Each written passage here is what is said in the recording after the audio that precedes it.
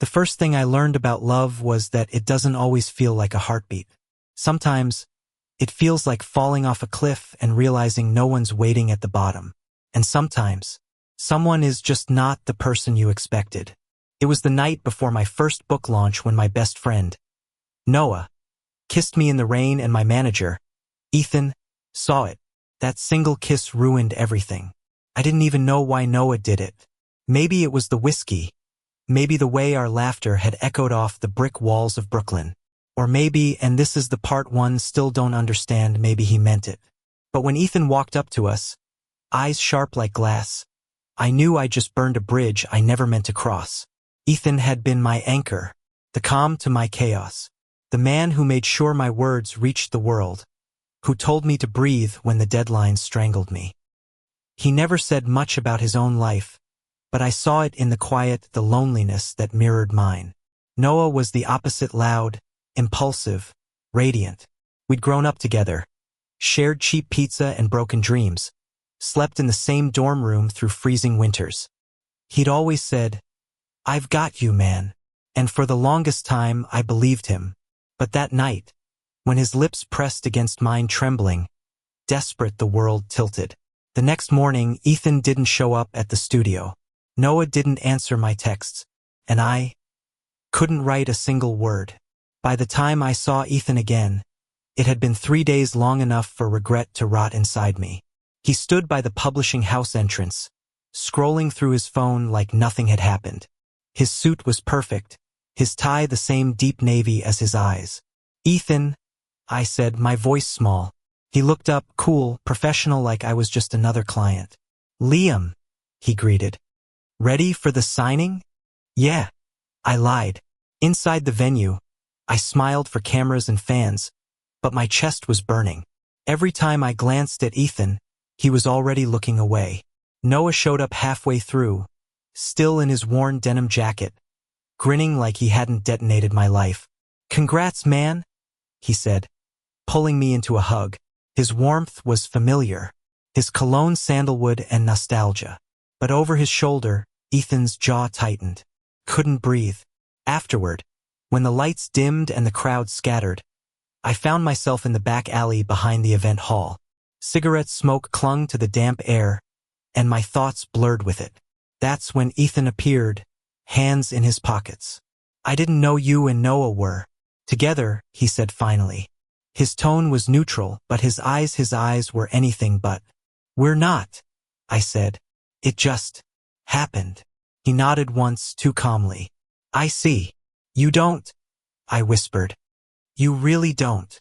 Something flickered in his gaze, something almost like pain, but he turned away. "It's none of my business, Liam." "Yes, it is." I stepped forward, heart pounding. "You're my what? My manager? My friend? The man whose approval I'd spent months craving without understanding why?" He didn't wait for me to finish. "Take care of yourself," he said, walking into the rain.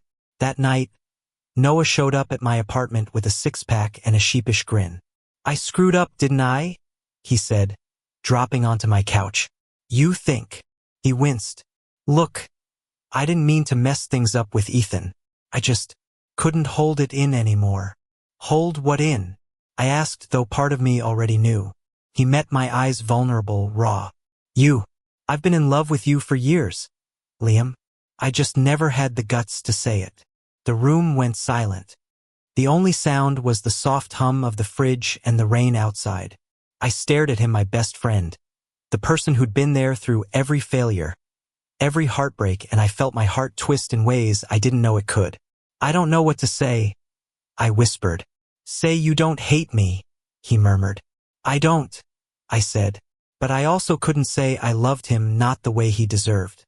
Because every time I closed my eyes, it wasn't Noah's face I saw. It was Ethan's. The way he looked at me when he thought I wasn't paying attention. The quiet warmth in his voice when he said my name. The unspoken things that hung in the air between us. I didn't realize it until that night, until Noah's confession that I'd been falling for Ethan all along. The next few weeks were chaos. Noah avoided me after that night, retreating behind jokes and late-night parties. Ethan was colder than ever, his professionalism like armor. But fate has a cruel sense of humor. We had a week-long book tour, just the two of us. The first city was Chicago. We shared hotel rooms next to each other, shared flights, shared silence. Every small moment, the brush of his hand when he passed me coffee, the sound of his voice in the dark felt like a wound and a wish at the same time. One evening, after a long signing, I found Ethan on the hotel balcony, staring out at the city lights. "You're quiet tonight," I said. "So are you." The wind carried our words away, leaving something heavier between us.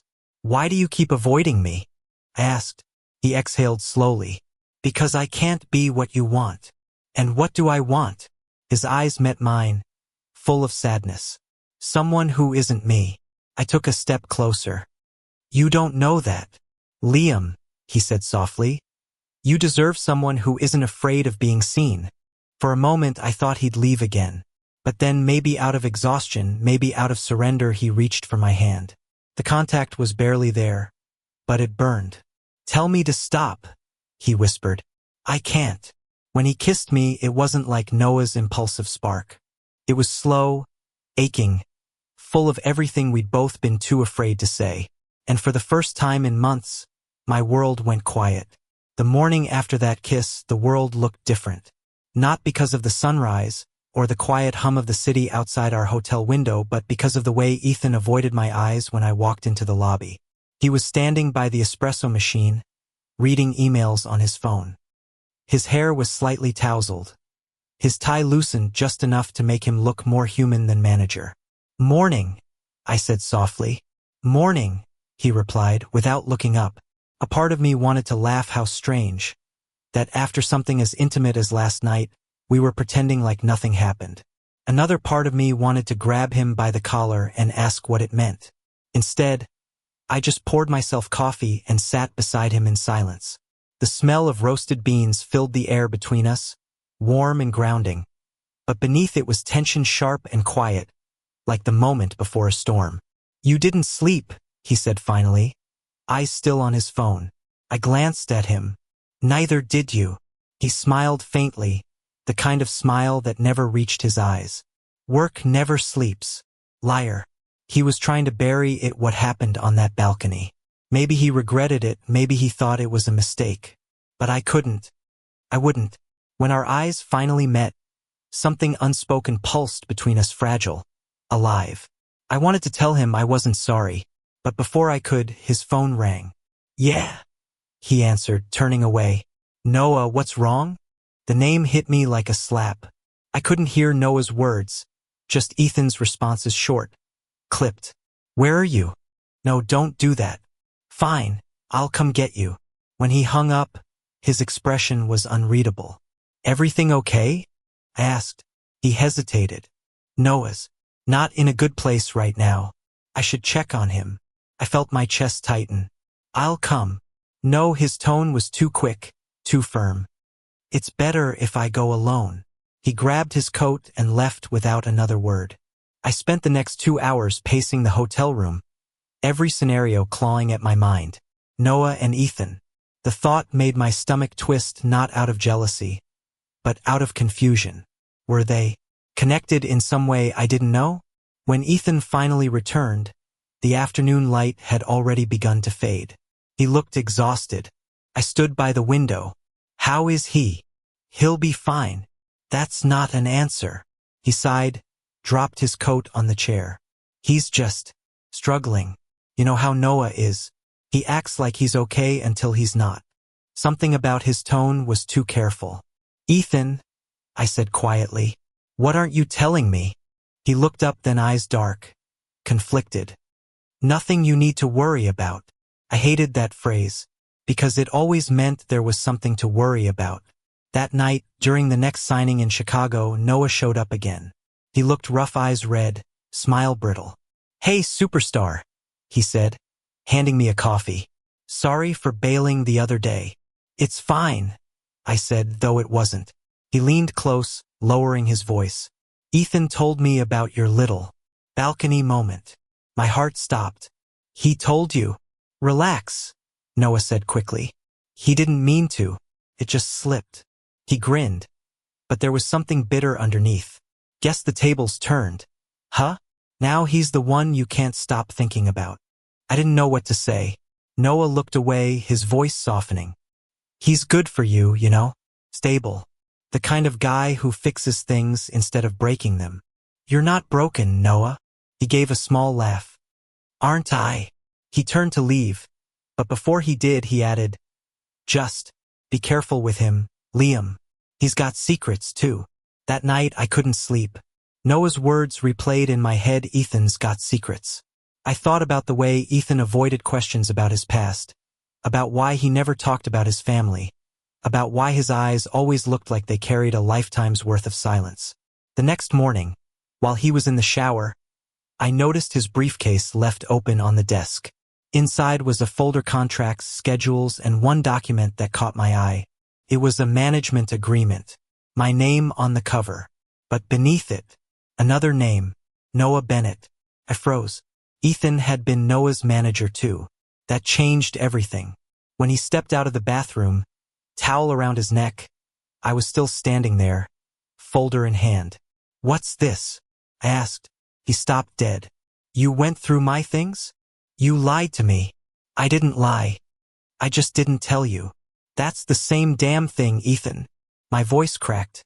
You were managing Noah before me? Why didn't you say anything?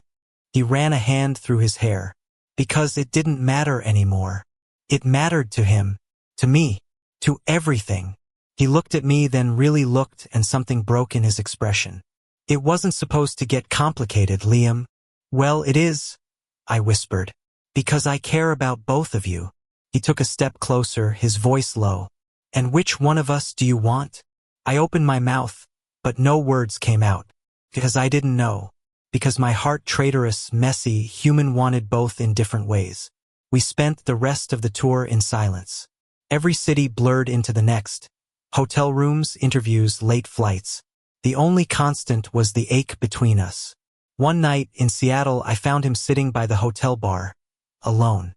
A single glass of bourbon in front of him, untouched. I sat down beside him. You ever regret it? I asked. He didn't look at me. Regret what? Being the kind of person who feels too much and says too little. That made him turn. His eyes were tired, soft. Every day. I smiled faintly. Me too. We sat there in silence again. But this time it felt different. Like we weren't running anymore. He reached out slowly, brushing his thumb against my knuckles. Liam, he murmured. I'm sorry. For what? For not being brave enough sooner. Something in me unraveled. I leaned in, my voice shaking. Then be brave now. He kissed me again, slow, deliberate, the kind of kiss that made time stutter. No one saw us. No one needed to. For that moment, the world shrank to just us two people trying to make sense of love, guilt, and the space between.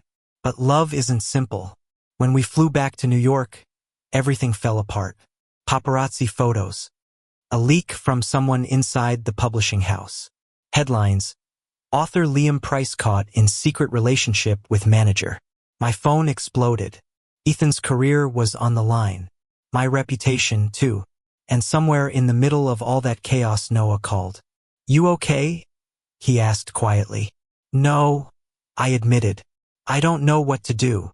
Then let me help. When I opened my apartment door that night, he was already there, holding takeout and a tired smile. You look like hell, he said. Thanks. He laughed softly. You always did have a thing for impossible guys.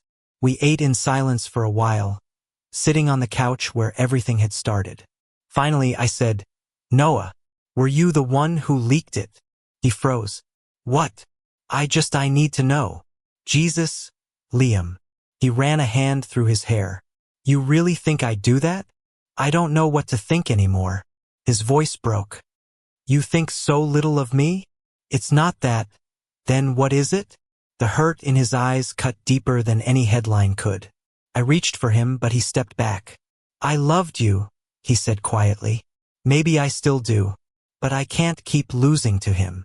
He left before I could answer. Days passed. The publishing house put Ethan on leave until things cooled down. I stopped writing. The city felt colder, emptier, like it was punishing me for wanting too much. One evening, I found myself walking to Ethan's apartment. When he opened the door, he looked just as lost as I felt. "Liam," he breathed. "I had to see you." He stepped aside silently, letting me in.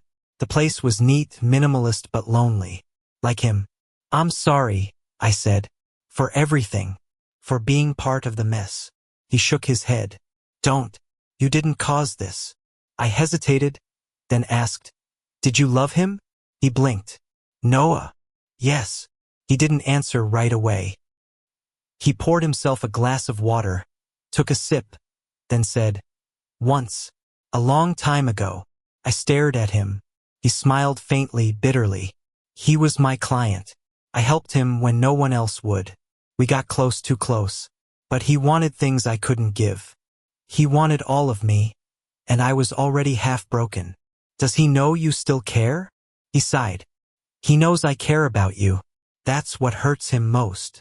I sank onto the couch, running a hand through my hair. "We're all a mess, huh? Maybe that's what makes us human." For a long moment, neither of us spoke. The city lights flickered through the blinds, painting stripes of gold across the floor. Then Ethan reached for me, slow, tentative, and I let him. His arms around me felt like home. Not perfect, not easy, but real. Outside, the city kept moving, cars, laughter, sirens, as if nothing had changed. But for me, everything had. Because love, I realized, wasn't about choosing one person over another. It was about finding the courage to be honest, even when it hurts. Ethan pulled back just enough to look at me. "What now?" "I don't know," I said. "But maybe we start by not running anymore." He smiled, the first real smile I'd seen from him in weeks. "I'd like that."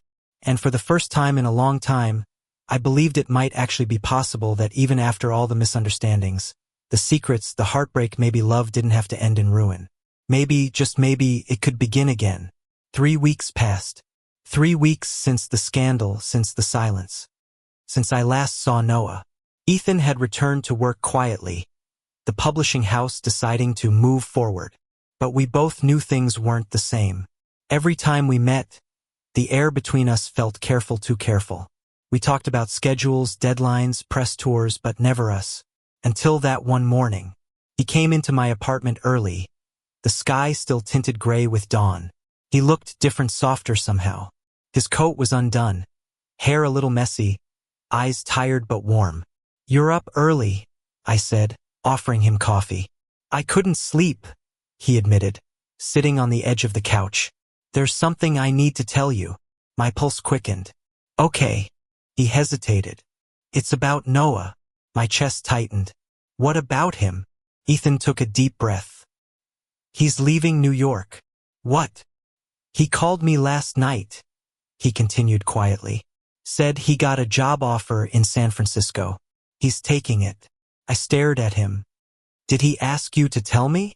"No," Ethan said. "But I think you should know." For a long time, neither of us spoke. The sound of the city waking up drifted through the window, distant sirens. The hiss of tires on wet pavement. "He deserves a clean start," Ethan murmured. "Yeah," I said softly. "He does." But something inside me ached. Not because I wanted him back, not in that way, but because I didn't want our story to end in silence. Noah had been a part of my life for too long to just disappear without a word. "I have to see him," I said suddenly. Ethan nodded once, quietly. "Go." It was raining when I found Noah. He was standing outside his old apartment, 2 suitcases at his feet, hood pulled over his head. When he saw me, his expression flickered between surprise and something softer, relief. "Maybe. You really came," he said. "Of course I did." He laughed, a little bitterly. "I figured you'd be too busy with your manager boyfriend." I sighed. "Noah." "Relax," he said quickly. "I'm not angry. Not anymore." We stood there for a moment, rain soaking our hair, our clothes, our silence. "I heard you're leaving," I said. "Yeah. West Coast. Fresh air. Fewer memories." "You could have told me." He shrugged. "Didn't know if you wanted to know." I took a step closer. I always want to know. Something shifted in his expression, that familiar crack in his confidence. The rawness he tried so hard to hide. You were my favorite person, he said quietly. Even before I realized what that meant, I felt my throat tighten. You were mine too. He gave a small smile, rain dripping from his lashes. Then maybe that's enough. Maybe it doesn't have to be more. We stood there in the rain like two ghosts of who we used to be, friends, almost lovers, and now something undefinable but real. I reached out, pulling him into a hug. It wasn't romantic. It wasn't desperate. It was just human. He held on for a long time, then whispered, "Take care of him, Liam. He needs someone who won't walk away." "I will," I said. "And you take care of yourself, okay?" "Always do." When he pulled away, his smile was small but genuine. Then he turned and walked toward the cab waiting at the curb. I watched until he disappeared into the blur of the rain. When I got back home, Ethan was still there. He looked up from the couch when I entered, studying my face carefully. "How did it go?" I dropped onto the chair opposite him. "It went better than I thought. Worse than I hoped." He nodded slowly, understanding. "He's really leaving?" "Yeah." We sat in silence for a while. Then I said, "You loved him once, didn't you?" Ethan looked at me, not defensive, not afraid, just honest. "Yes." "Do you still?" He took a long breath. "Not the way I used to. What I felt for Noah. It was about trying to save someone so I wouldn't have to save myself." I frowned. "What do you mean?" He looked out the window. "When I met Noah, I was at my lowest. My father had just died. My career was falling apart. And I thought if I could fix someone else's life, maybe I'd feel less broken." I let his words sink in. He turned back to me, eyes soft. "But then I met you, and you didn't need saving. You just saw me." I swallowed hard. "Ethan," he reached across the space between us, his fingers brushing mine. "You made me want to live again, Liam. That's not something I'll ever forget." Tears burned behind my eyes, not because his words were sad, but because they were real. I took his hand, holding it tight. "Then don't forget it. Because I'm not going anywhere." He smiled, the kind that reached all the way to his eyes. The weeks that followed felt lighter. The scandal faded. The book tour wrapped. Noah sent a postcard from San Francisco, just a short note. "You'd love the sunsets here. They don't feel like endings." Ethan and I moved slowly, carefully. Some nights, we'd sit on my rooftop, coffee in hand, watching the city lights flicker like constellations. We didn't talk much about the past anymore. We didn't have to. One evening, as autumn crept in, he turned to me and said, "Do you ever think we met too late?" I smiled. "Maybe we met just when we were supposed to." He laughed softly. "You always have an answer for everything. Only when it's about you." He leaned in, pressing his forehead to mine. "You're dangerous, you know that?" "Why?" "Because you make me believe in happy endings." I smiled. Maybe that's not such a bad thing. Months passed. The city shifted into winter, streets shimmering under the glow of holiday lights. Ethan and I had found a rhythm, not perfect, but ours. Some nights we fought, some nights we didn't talk at all, but every morning we woke up together. And somehow that felt like enough. I finished my second book around that time, a quiet, messy love story about three people trying to find peace in the wreckage of what they once were. When I showed Ethan the final draft, he read it cover to cover in one sitting. When he finished, he looked up, eyes glassy. "It's beautiful. Too close to home?" I teased. He smiled faintly. "Maybe. But maybe that's what makes it honest." He leaned in, kissed me softly. "I'm proud of you, Liam." And for the first time in my life, I believed it. The night before the book's release, I got a message. Unknown number. One line. "The sunsets really are beautiful here. Proud of you always." And I stared at it for a long time, smiling through the ache. Noah wasn't gone. Not really. He was just somewhere else, living a version of his story that didn't have to hurt anymore. Ethan came up behind me, arms sliding around my waist. "Who's that from?" "Noah." He nodded, resting his chin on my shoulder. He sounds good. He is. Good. We stood there, looking out at the city below us. Snow had begun to fall soft, almost shy, blanketing the noise in something tender. Do you ever think about how strange it all was? I asked. He smiled against my neck. Strange is another word for real. I turned, kissing him slow, certain. And in that moment, I knew we weren't perfect, we weren't simple, but we were true. Months later, at a small signing event in a Brooklyn bookstore, I spotted a familiar face at the back of the crowd. Noah. He looked different, happier, calmer. Suntanned from the California light. After the crowd thinned, he came up, grinning. You're a big deal now, huh? Guess so. I read it, he said, tapping the book cover. You didn't have to make me so charming. I laughed. You think that was about you? Please, he said, smirking. You always said I talk too much to be a side character. For a second, it felt like old times again, the banter, the warmth. Then he looked past me, toward Ethan, who was helping the staff pack up. You two look good together, he said. Yeah, I admitted. We are. He nodded, smiling, a little wistful, a little proud. I'm happy for you, man. And I knew he meant it. We hugged before he left, just a quiet, lingering embrace between two people who had finally learned how to let go without losing love. Later that night, as Ethan and I walked home through the city lights, he took my hand. You okay? He asked. Yeah, I said. Actually, I think I am. He squeezed my fingers gently. Good. We crossed the street, the world humming softly around us, laughter spilling from open bars, a taxi's horn, a couple arguing playfully about directions. It all felt alive. I looked at Ethan, at the man who had once been my anchor and had somehow become my home. He caught me staring and smiled. What? Nothing, I said. Just thank you. For what? For staying. He stopped walking, pulling me close right there in the middle of the sidewalk. I'm not going anywhere, Liam, he said softly. Not anymore. The city lights glowed around us, the air sharp and cold, and I realized something simple, something I had spent a whole year trying to understand. Love doesn't always arrive clean or convenient. It shows up in the wrong places, at the wrong times, wrapped in mistakes and misunderstandings. But when it stays, when it endures, that's when you know it's real. And as Ethan kissed me under the soft snow, I finally understood. Every heartbreak, every secret, every moment of confusion, it had all led me here. To this warmth, to this peace, to him. Thank you for listening. If you find it interesting, please like and subscribe to follow the next stories.